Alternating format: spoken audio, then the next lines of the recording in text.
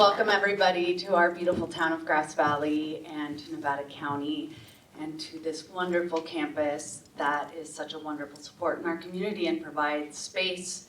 By day, I work in marketing and classical music, and our youth orchestra performs in this space. And by night, I am the mayor of Grass Valley. And it's funny to say that. I was actually just saying to my friend Sky that I feel like I'm assuming a role and I don't really know what I'm doing. My degree is in English literature and my background is as a poet and in the arts. And so stories matter a lot to me. Their origins in the way that they have formed my value system. I think a lot about Victor Hugo's Les Miserables these days. But also in my role in leadership in this community, I can tell each and every one of you that stories are the most important part of the way that I form my conclusions about leadership and next steps and how best to serve the community. And I don't always get it right. I recently have had a lot of questions about some of the ways in which we've moved forward politically, and that's been hard. But what I can say for sure is that the stories I've heard before, during, and after will forever shape my ability to make decisions going forward.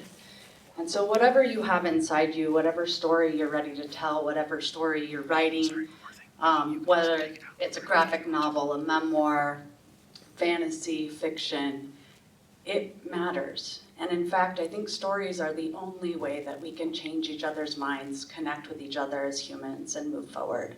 So thank you for your commitment, thank you for writing, and thank you for being here today.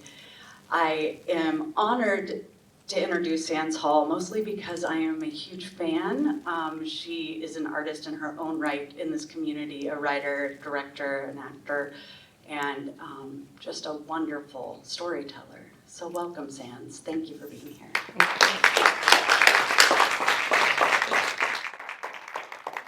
Nicole, did you want to come up and say something? You're good, okay. Hello, everyone. I'm delighted to be here with you all. I hope you can hear me all right. Are you all right up there to hear me? Great. It's a real honor to be here, and the 10th anniversary of this particular conference.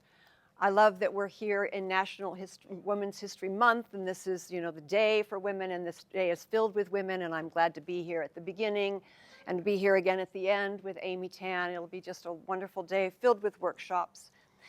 I'm struck that PowerPoint. I'm struck that today's, the theme of the entire conference has been ecosystems. And I love that that word means it is the living and the non-living in an environment. And for instance, we are creating our own little ecosystem today with being on campus in this non-living space, which is a room, and in the living space, which is each other. And of course, when we go out at our break, you can walk around the beautiful campus and things are beginning to bud, and those are the living things. And then you'll go in to another room to have a non-living dwelling in which you will be with a living experience. So I love that concept of the organic and the inorganic meeting up with one another. Obi Kaufman spoke last year, and he really was the ecosystem guy, because these are ecosystems as we usually understand them, coasts and forests and deserts. That's what we usually think of an ecosystem. But the metaphor, and all of us writers as writers are always thinking about metaphor, is a profound one, which is I love about the living and non-living. But the problem is also that that metaphor becomes a little bit complicated, because although a manuscript is a non-living item, and the fact that it's a piece of paper with some print on it or it's in our laptop or whatever, it feels very living to us. So I just have a few examples here of the living and the non-living, right? The trees, the rocks, the streams, the deer. Obviously, some of these are very living, and other things are non-living, you know? It's like what is Zoom, you know? So these metaphors are going to sort of resonate throughout today's discussion. When I was examining what I could do today in terms of talking about the art and craft of a writing practice, is what I wanted to do was share with you 4 important ecosystems in my own life and the incredible knowledge that at each of these points I gleaned and gained. And I thought I would hand them to you because a life by the time you get to be in your 70s has encompassed a lot of things, right? And my own, as Hillary mentioned, I work in theater, I work in music, I work in writing, I'm a teacher, I have these various things. And the very first of these ecosystems actually took place when I was beginning to work as an actor, when I attended, and this is a great big mouthful, the American Conservatory Theatre Advanced Training Program. And it was sort of like an MFA, a Master of Fine Arts, without it being named such. I'd gotten a degree in theater arts from UC Irvine. So the ecosystem of American Conservatory Theatre at the time was 2 ancient buildings on Geary Street. And they were dilapidated, they were old, the windows hadn't been cleaned in really long times, and the sun would sort of shine through these dirty windows into these studios where we got to study everything from the scansion and dynamics of Shakespeare, which is how to speak verse effectively, how to produce your voice, so if you're outdoors theater, you don't need a mic, I had all kinds of things like Feldenkrais technique, I had circus techniques one semester, and of course, acting class.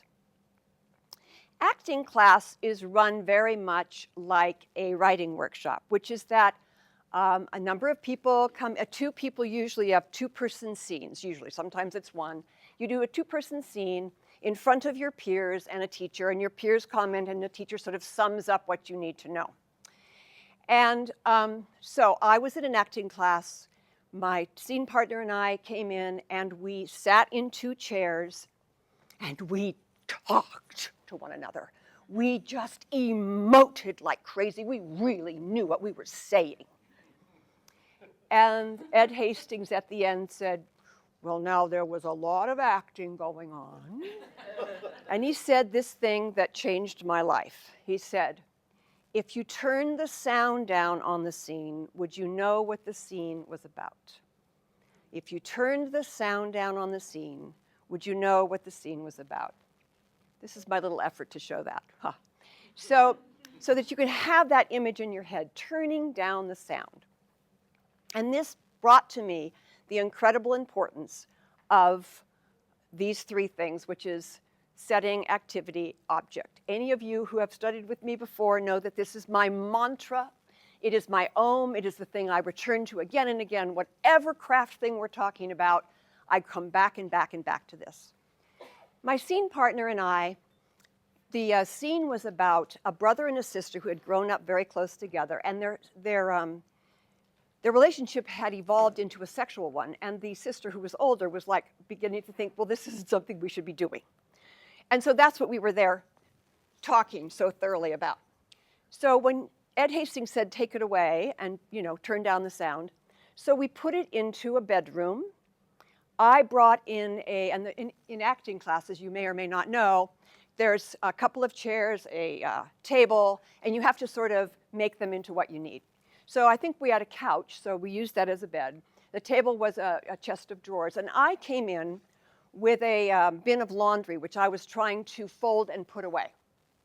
And so that gave me an activity to do while my brother was trying to interrupt me. At one point, I'm trying to fold the sheet or make the bed, I guess it was, and he pulls me down, and I'm getting back up again. So the activity and the objects are clearly illustrating what's going on. We went back to acting classes, of course, things were much better. because it's basically, right, the issue of show rather than tell. That is what we're basically up to when we deal with setting. Also, so much gets revealed by where we find people and what they're doing. If someone's just thinking, we don't know anything about them. We put them on a Ferris wheel, we put them pruning roses, we put them any other place, and immediately the audience is beginning to figure something else out, okay? So the other important thing that I learned from this, of course, and this is a big acting word, but of course it's incredibly important everywhere, which is that a character must have something they want. They have to have something that they're going for. And in the world of theater, usually the playwright's done this work for us, and our job is to work in the script and find it. When we are the writers, we have to figure out what that is, and if we're dealing with fiction, we have a bunch of options, but also in memoir, we got to figure out, what was that thing I wanted? What was I so longing for? Robert Olin Butler uses the great word yearning, which has a wonderful action to it, right? But the other essential thing is, of course, the obstacle, because the obstacle has to be in the way of the objective to create conflict.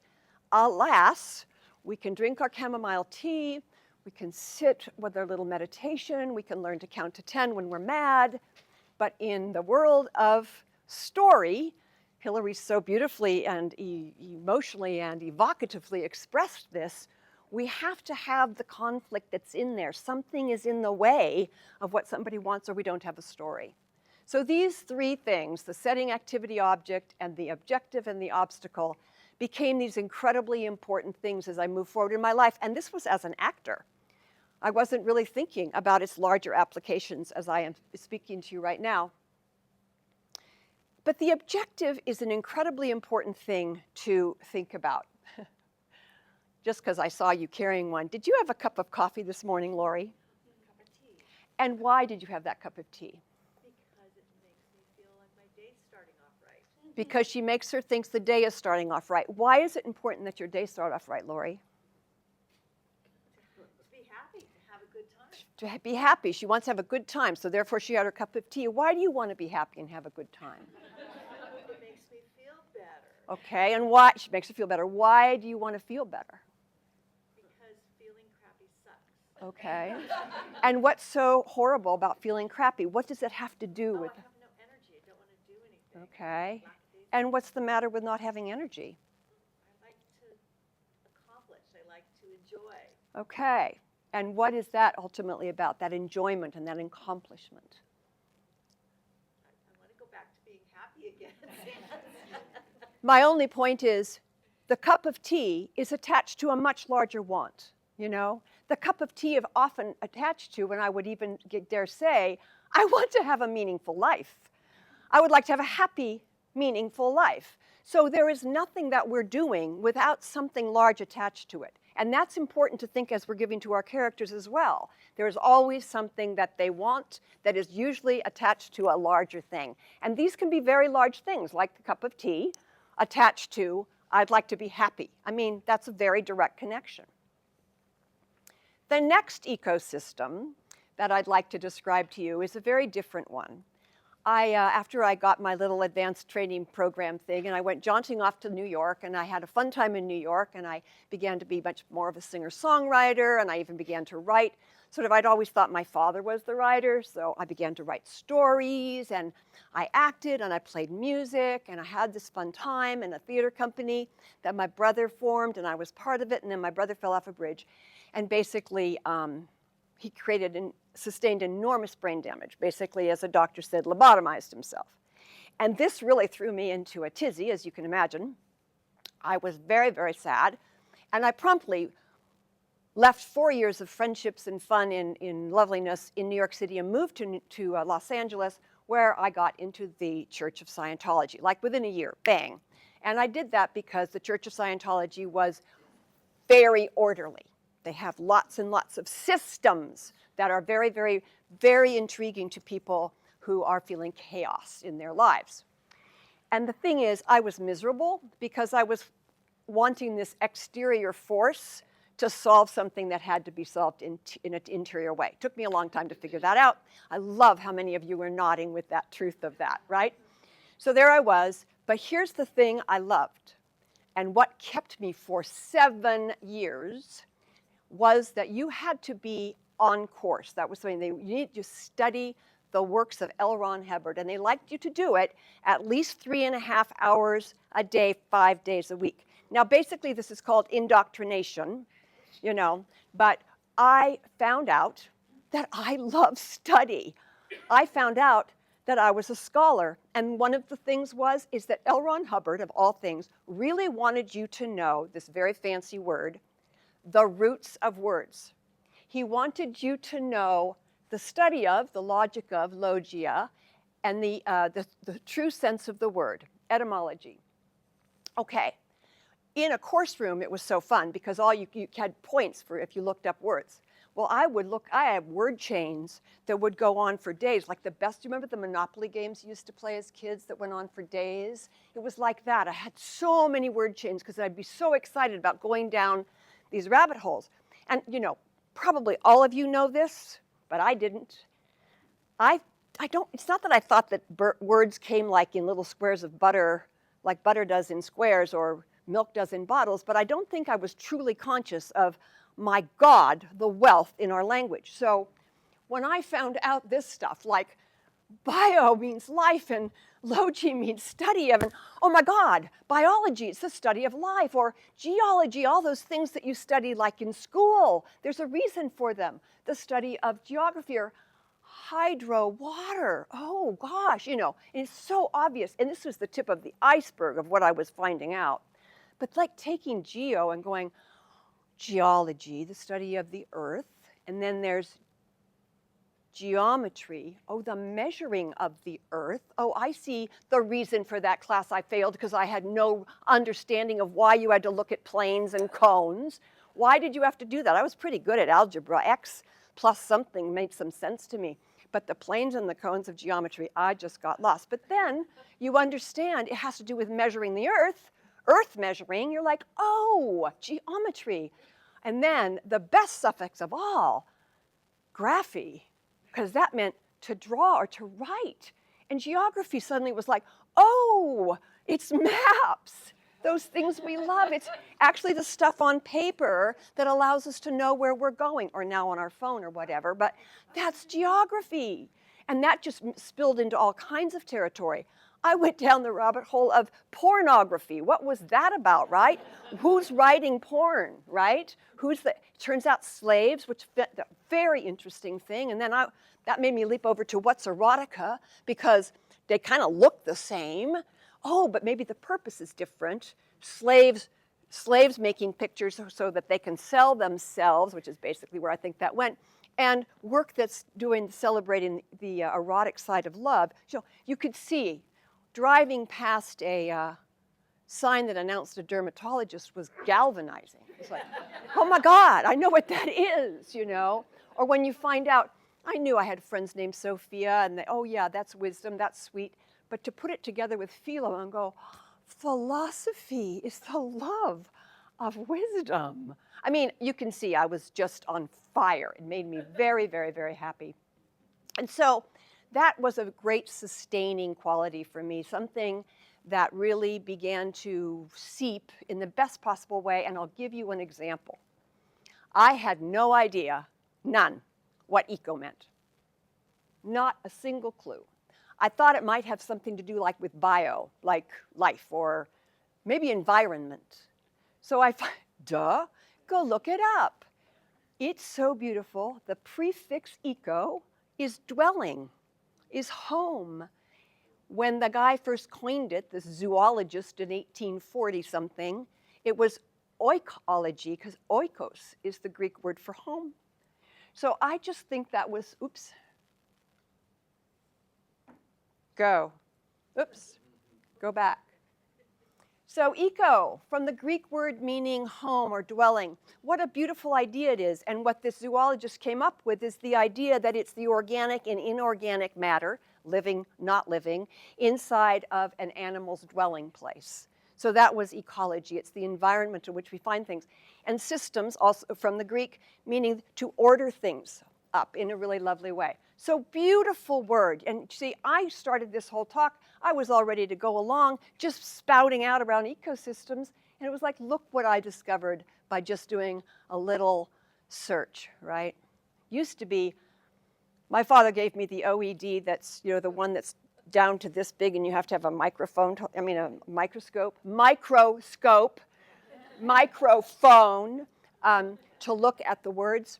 But now, of course, all you have to do is etymology eco, and then it's very easy online. So that was an ecosystem aspect. Just that all took place in an ancient hotel.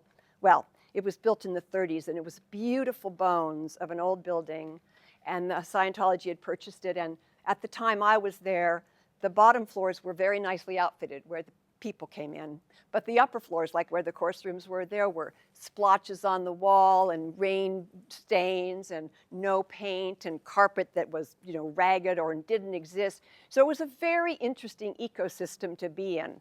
And my larger ecosystem there had beautiful friends. I think the thing is about a spiritual path, however culty it may be, is that you find friends who are also pursuing the same desire, which is the same yearning, the same objective, which is to better their lives, to live more effectively and purposefully, right? That is what a spiritual path does. So I had darling and wonderful friends that we just worked together so smoothly in this effort towards it. We were all artists. We were all trying to do something with our lives, because how Hubbard gets a lot of people is, quote, "A culture is only as great as its dreams, and its dreams are dreamed by artists," right? Oh, well, that's me. I'm dreaming the cultural dreams, right? And that, I think, very many artists. But anyway, eventually I realized I was really unhappy, and I cried all the time, and things were icky in spite of loving, of course. And so I applied to, and to my utter amazement, got accepted by the Iowa Writers Workshop. And I'm putting up this picture of the Iowa River because the ecosystem of that campus was so glorious. Great old buildings and had been established in the mid-1800s. The Athens of the West is Iowa City. And the ecosystem of the workshop itself, intriguingly, was at the time, now they have a very fancy building. It was the English philosophy building, and we were basically on the 5th floor. But that was the non-living part. And then the sort of interesting living part was Frank Conroy, who at the time ran the workshop, unfortunately he had created an atmosphere, if you will, the environment, that it was okay to basically murder people when you were critiquing their manuscripts. There was so much snide, dreadful stuff encouraged. The more clever you were in dissing somebody's manuscript, the better you were. It was pretty terrible. So first semester I studied with one person. I have 4 semesters. My second semester I think, okay, I am ready to beard the lion in his den. I'm going to take a workshop from Frank Conroy. He was infamous for how mean he could be. My first manuscript went pretty well. It wasn't too awful, but the second one was so bad that I wanted to basically die afterwards, or I wanted to turn the tables over on him or go underneath them and lie down. It was just a really, really excruciating workshop. I had set out to write a story. I was very, very intrigued by the Native Americans at that time, and I'd already been creamed, even then, back last century, for trying to write about something that isn't my own culture. But I was writing about it as a white woman, trying to have this, indigenous experience. So that was my first flaw.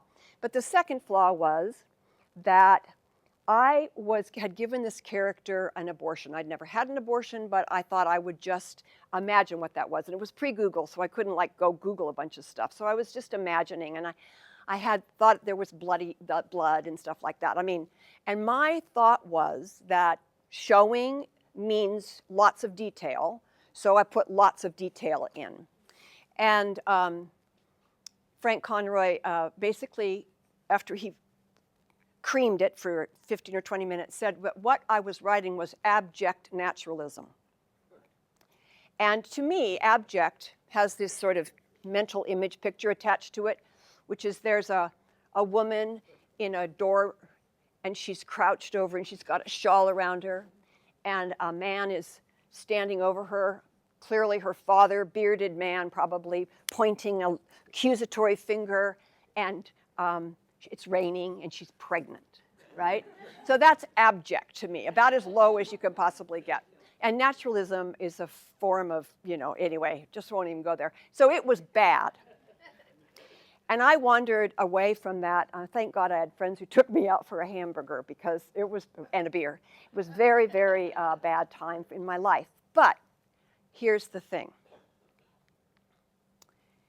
Frank had said, when you start a story, you hand the reader a backpack. And into that backpack, you ask the reader to place the things that are important.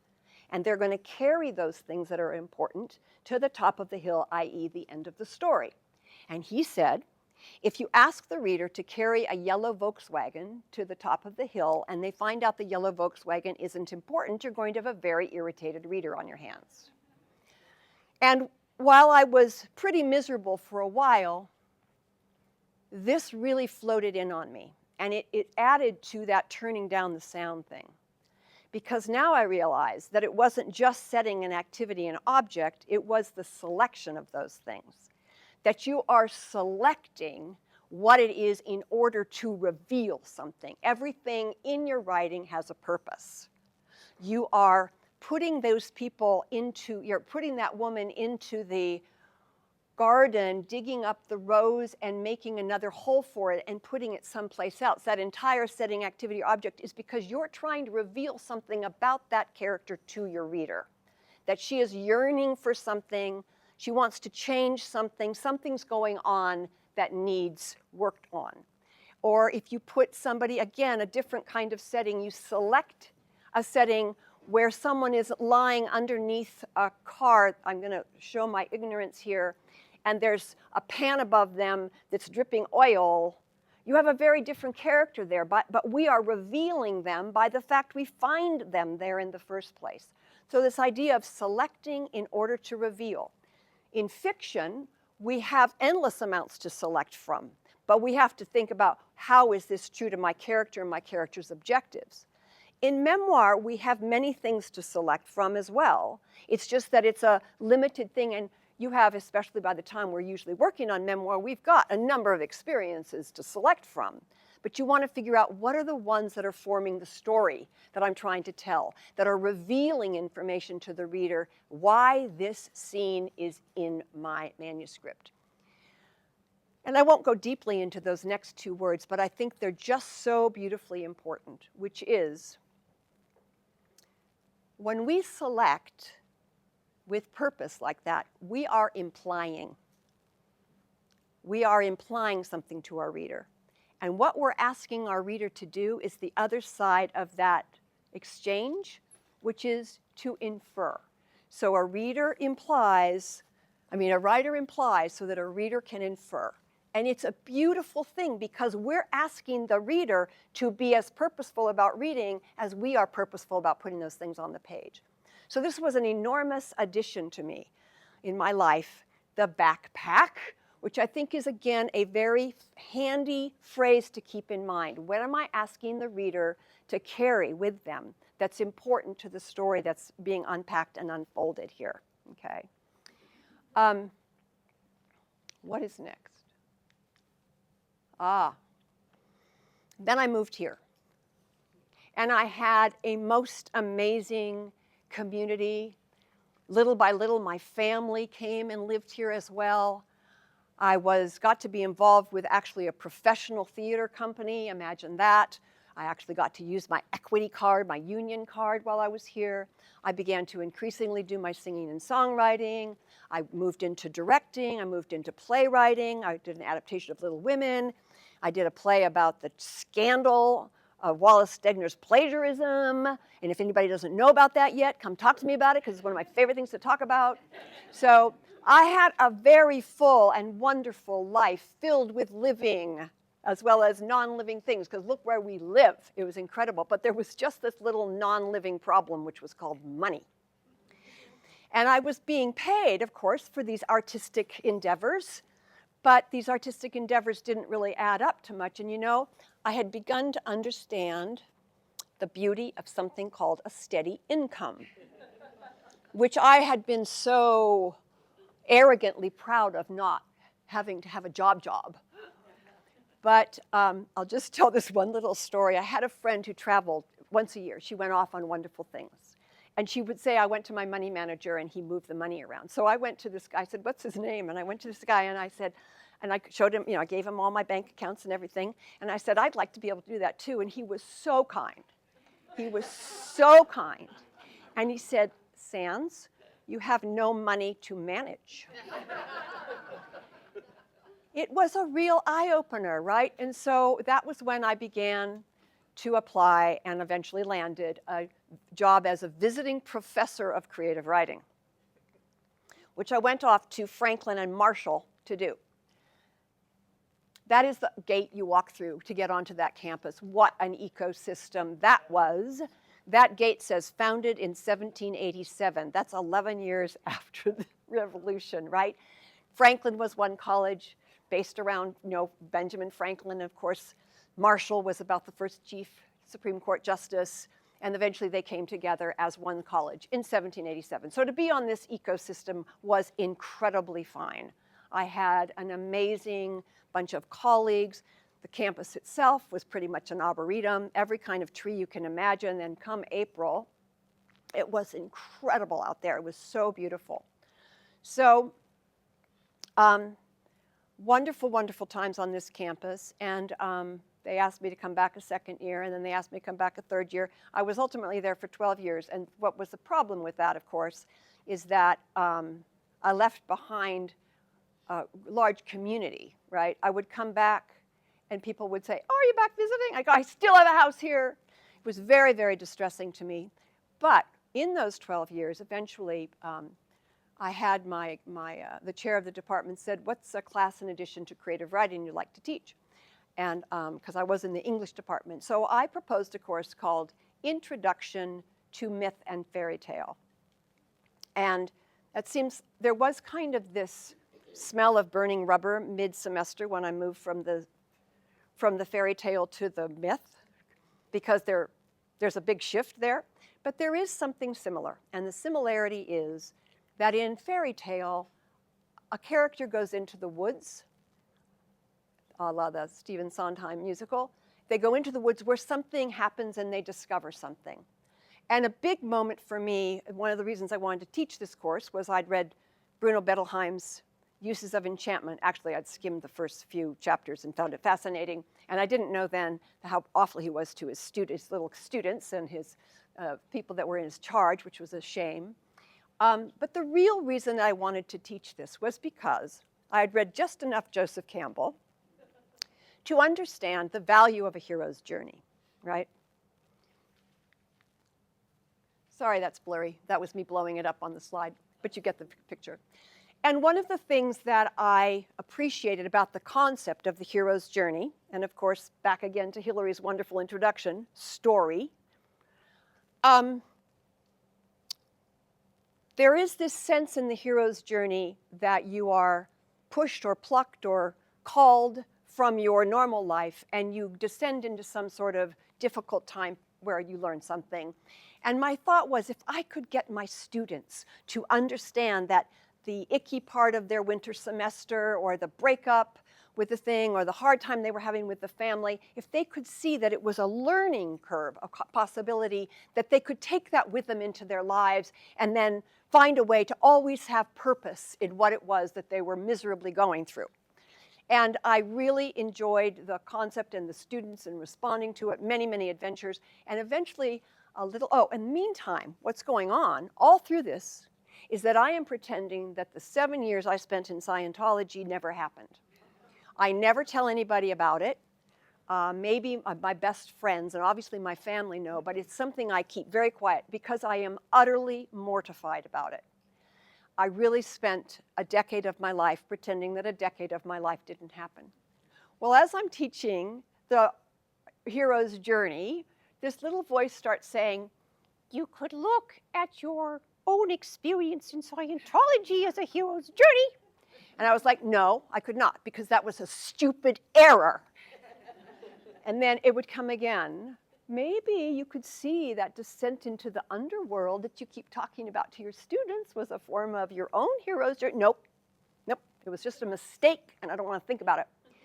But that little voice was incredibly insistent. And the reason that I put it up here to add to the 4 ecosystems I wanted to share with you is that I do believe that all stories kind of follow, right? If they are a story, there is something that happens that pulls somebody out of their experience.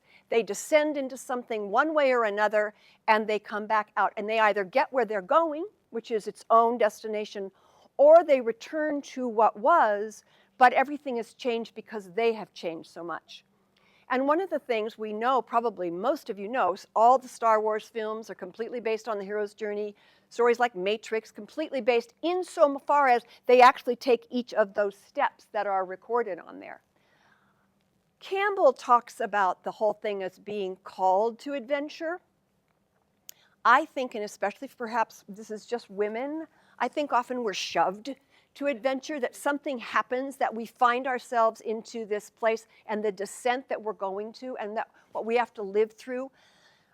Campbell has a great phrase, we die to ourselves. There is some death down there, and I think that's saying goodbye to some system, goodbye to something that is difficult, and that is how we then begin to climb back up this side of things. There's a thing called atonement, trying to figure out what it was at one moment to get back to your place. But then, of course, you're so changed that everything looks different. And it was a really beautiful way. And I finally did eventually get down and write my memoir because that was the way I could actually look at it. And the absolute and utter surprise of it was that there was a bunch, like my being able to talk about the roots of words with you so happily and enthusiastically is because I did indeed, as the title says, reclaim that decade lost in Scientology. So the hero's journey became something. I mean, we all have heard that there's 47 basic plots. No, there's actually 7 basic plots. There's 2 basic plots. 1, a stranger comes to town. 2, somebody goes on a journey. That's the thing. And I think really, in a gorgeous, wonderful way, all stories are someone goes on a journey. Because whether it is to an actual other place or simply an interior place, we are journeying all the time. That you guys are in this room today here. You're on a journey of some kind, right, that you're working on. And I love that in an essay by Campbell called The Self as Hero, he ends something. It says something like this: I've always thought that a well-lived life is one hero's journey after another. And I've always loved that concept, that we're always on the next one. So those are that's the idea of that ecosystem where I really got to explore, because the great thing about teaching a myth and fairy tale class is you could just go down any rabbit hole you wanted to and teach what you felt like teaching, a course like that. I remember one year, I finally said, I think it was my 3rd year of teaching. It was a very popular course, and I taught it all 11 of the 12 years I was there, at least one semester a year. And I finally went, Sans, you have to take a look at Mesopotamia, because I'd been avoiding Mesopotamia, even though it is the cradle of civilization. So things like that, where it's like, oh my God, Mesopotamia. So here's my little. So it's like, here's my writing practice, because by the time you're in your 70s, as I say, your writing practice has become your writing life, right? It is my life. And I love that word practice so much, because we practice something to get better at something, but a practice is also something that we simply do. I mean, we all know that a doctor has a practice, and that's an interesting thing, isn't it? We go to the office where they have their practice. Or if we have a yoga practice, we're there, sure, to get our balance better or to be able to stand on our head or whatever, but really what it is, it's the practice of it. And I feel that way about our writing practice as well, is that we do it. It's, yes, we're going to get better at it. I'm an enormous believer in craft. That is because I think our art gets better when we've got the craft to undergird it. But it's an art to live the life and to have the writing practice that we just do. And sometimes it goes away for months at a time. Sometimes, for instance, just in my life, I'm doing something else. But the idea that it's there to return to, that that's your practice and that's the way that you unpack your life, whether it's in a journal or working on stories or poems or personal essays, that the practice of that is what's essential. So I'd love to open things up for any questions you may have. And I have one last thing to say at the end. But other than that, I just would love to hear your own thoughts about what I've said or ecosystems and the concept of that make a sense to you. Is any questions or comments? Please. Oh, craft is very important. I certainly agree. And you can be so conscious of craft that you're something like a beginning musician learning the keyboard. And so you're thinking. And somewhere things get somewhat stultified in all that thinking. So, talk about the arc from I'm just beginning to now I'm consciously aware and now I'm unconsciously aware. Did people hear that question? The idea that craft is incredibly important. I'll just, this just happens to be for sale in the lobby. The tools of the writer's craft. I feel it about it. It's so important to me. But that you can get his wonderful word stultify, that you just get locked into what that is. Well, my own thought about that has been something like when you're learning tennis or skiing and you have to really practice these things, right? You have to do that over and over again, that you do it and you do it and you do it until it's in your bones. And it feels to me, for instance, when I'm teaching a class and I'm saying, one of the exercises I'll often give people actually is write down 3 settings, write down 3 activities, write down 3 objects, and just create something. Pick one from each of those and put someone in there doing something, doing that activity, handling that object, right? And that can be like, working a particular muscle in, when a workout or something, you're going to try and work your bicep over and over again to build it. But eventually, putting that much practice into something, you can think, okay, it's very important that I get to the reader, okay, I'll just use a very silly example, the kind of car my character drives. And at first you might sit and go, let's see, it could be a Volvo, because that would, a station wagon, that would indicate some sort of, upper class suburbia woman, probably with kids, or I'm going to give her a blue beat up pickup. That would do one thing, And eventually what happens is your mind's already going through that so fast that before you're even at the end of the sentence, you've made that decision because you've been practicing that idea. So I think just putting it to work again and again. This afternoon when I speak with Amy, there's a wonderful slide from her book called Pencil Miles, and she shows like 6 different birds that are just all not that well or beautifully drawn, but that she's done the work, and that is why when she does have a beautiful bird, it's because she's had the pencil miles. And I think that applies here as well, it's the pencil miles. Lovely question, thank you. Others? Thoughts or questions you have? Is that a question?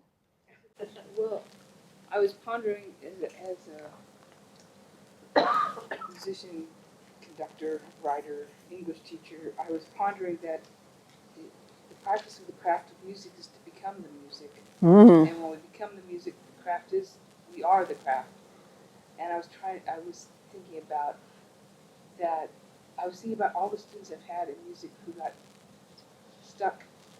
stultified by the craft, as opposed to becoming writers, becoming. Well, I think that's very apt. I wondered what you thought about the idea of being inside the music, doing the writing, being the story. So we have someone here who's a conductor and a teacher and a musician herself, and she is saying for her the act is that she becomes the music. That is the act of becoming inside of it, and that's what she's trying to teach her students, and she's trying to figure out how is that apropos to writing. Well, in a way, following up on your question, and that same thing, I think we've all experienced, I think it's why we're in this room today, we've all experienced that magic when we have put ourselves at our desk at enough times in a row that we have released that sense of I'm doing my writing into my characters have taken off, or my description has just consumed me, where an hour goes by and we don't even know it's gone. So I would say to that degree, I think we can become our writing. Again, Amy Tan has something where John Muir Laws said, feel the bird, and she writes in her journal, be the bird. That's the fiction writer in her. How can you be inside of something? And I think all of us do that. I'm struck by when we're trying to create character, how we do that. It's like our point of view, which I think is one of the most magnificent aspects of creative writing, is how do we climb inside that very soul? How do we be inside the corpuscles of that body and see through those eyes, where sensory perceptions become so incredibly important, because there is sort of this sense that that I like to think of point of view as a kind of camera, but it's a very fancy camera. It doesn't just record sights and sound, which is what most moving cameras record. This fancy camera also can take on aroma and taste and feeling. And I think it's really important that we have these words, we call it feelings when we're feeling something, because it's so tactile, feelings are. So you can see, just in that same way, how do we become something? We're moving from what a character can observe or hear, and when we begin to have them smell, we're getting very close to their POV, right? The taste is all the way inside, because it'd be very hard for anybody else to taste what I'm tasting, right? And then once we're at feeling, and of course thought, we are as close as we can be. And that is when we're really occupying, and I think living in that way. And that can be an act of particular crafty craft, trying to get there, but at some point that locks in, that you've done that practice, and there you are inside of that person. Yeah, so I think it's a very apropos question. Yes? Have you noticed a good story can move from want to need? So I've really learned that in my writing. And Excellent. Stories that, you talk about POV and yearning, but to me, a great book is where the character doesn't know what she wants. So he's asked a difference between want and need, and the idea that a character in a book may move not knowing that they're wanting something, and then realizing that they're needing something. In fact, I'm on a ton of French kick right now because I just think she's unbelievably fine mystery writer. And I'm currently in the middle of Broken Harbor, and you're just so frustrated by the narrator, so cleverly drawn by the writer. Big difference, author versus narrator, right?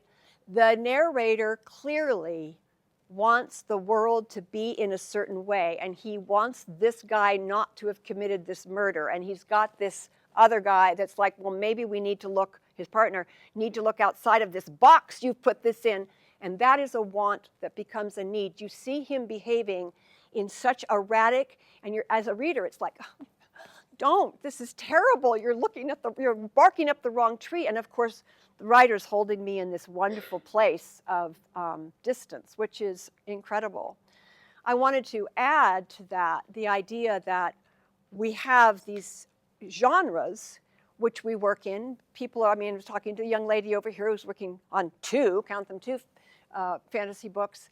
That genre too is a kind of ecosystem, right, that we can work in. So a want becoming a need in the case that I'm reading, this mystery novel is doing that very well by climbing inside of this detective in this really powerful way. But that can happen in any genre. I think all genres, whatever it is, and I think literary is a genre too, it has to do with we want our reader to turn the page. So that want or that has become this absolute deep need is something that we're so engaged in that we do this absolutely essential thing, or tap the next thing on our Kindle or whatever. So incredibly important aspect of that. And I also wanted to add something I forgot, which I just think you'll like about the roots of words. I love that our word grammar actually originally comes from glamour, And you can actually Google that and find out lots of people who've written about this because it's so fascinating. My own is, I could sort of see this French fellow waltzing into a really foppy guy, waltzing into a Scottish cave where the Scotsman said, "Give," pointing to the lamb shank or whatever. And the French foppy guy said, "Would you please pass the lamb?" And that there would be something sort of about that that would be so glamorous, right? I don't know.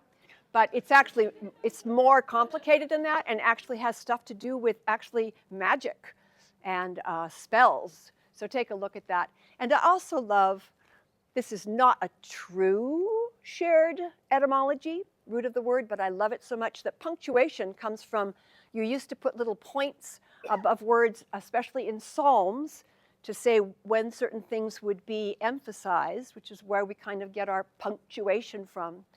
And the word piquant, that's Latin, the word piquant comes from the French, which also means to kind of point at something or have a spice in something.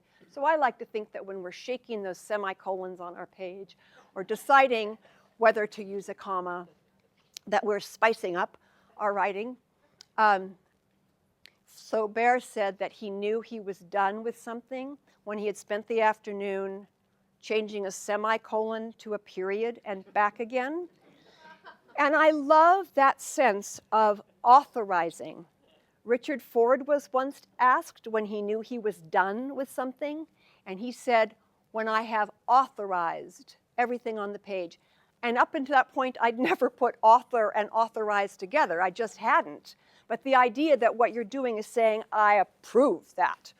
That visa is good to go from my perspective. I love that sense, and that comes back to that word purposefulness, that everything we're doing is with purpose. We don't know it necessarily, first draft, second draft, third draft, but eventually we know why we're choosing that setting, why we have this activity going on with this particular character, because it's revealing something to the reader. So another question, and then yeah. I find it, listening to you, I find it interesting when, well, I go to this little, every week, every 2 weeks, we have a little editors meeting. Everyone brings a story, and we share the story, a short story, 500 words or something. And you come in, and you've got it great when you've got to have the introduction and all that, and you have to have something happen. Then you have the denouement. Well, hey, I did it. Bring it in. Well, what about that? What about that? Pretty soon you've got a book. Right.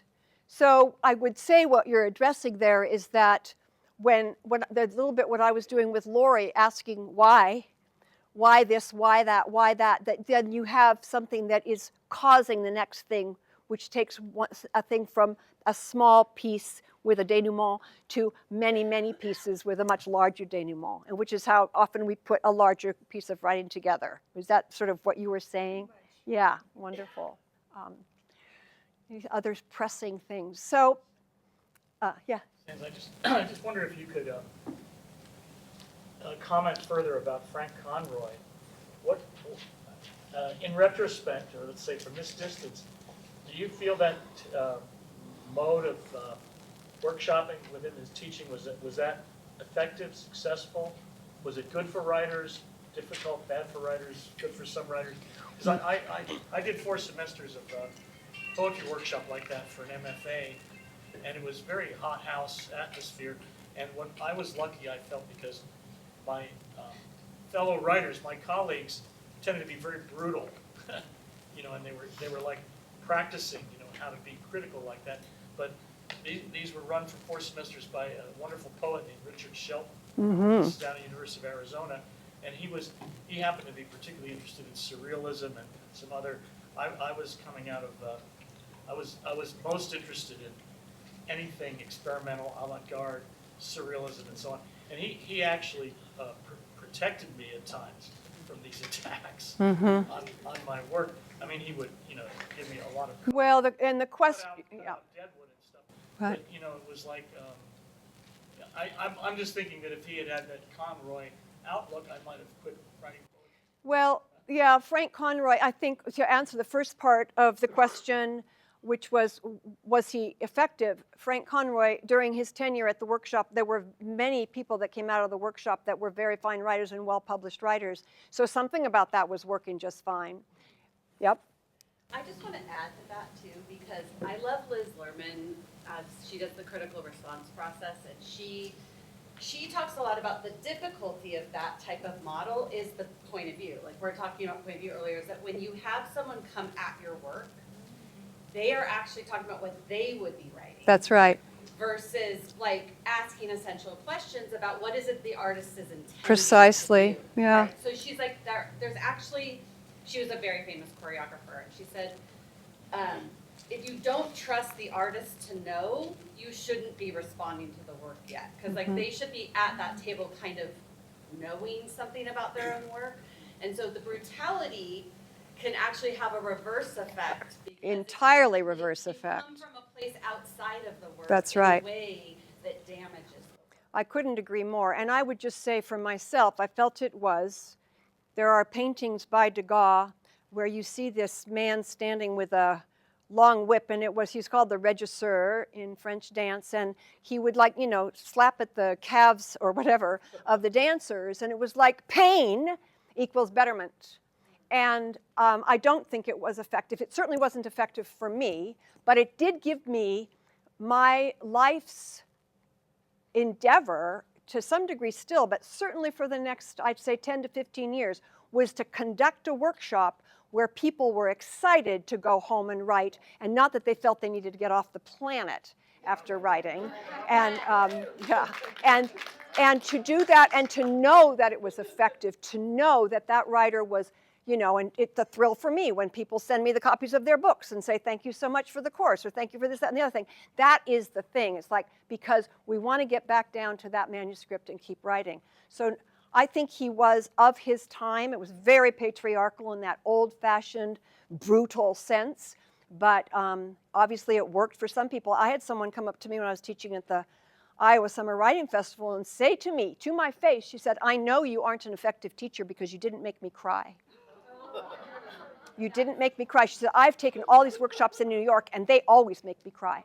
So I just think it's a way of looking at things. So I wanted to just end here with back to our sense of ecosystems, right? The dwelling comprising living organisms and their physical, and it's like that living and the non-living, which is very different than living and the dead. And to just say how wonderful it is that we are all here together today, creating our very own ecosystem in this room and the other rooms that you'll be in with your teachers and your workshops. You'll have your non-living items and your notebooks and your pens and your laptops. You'll be outside in this beautiful spring day seeing the living items that might be a little squirrel or a daffodil. So this beautiful ecosystem that's being created today with your objective in mind. One of the things I just loved so much is that I realized this mantra of mine I've been chanting for so many years. Look what an ecosystem is. It's a setting. It's got activities in it. It's got objects in it. We've got objectives. In the world of ecosystems, it's often just about survival. But of course, we're also about survival and satisfaction. How do we achieve what we want? And I hope all of you have a wonderful day and just learn a lot and take it home and put it to work in your writing. Thank you very much.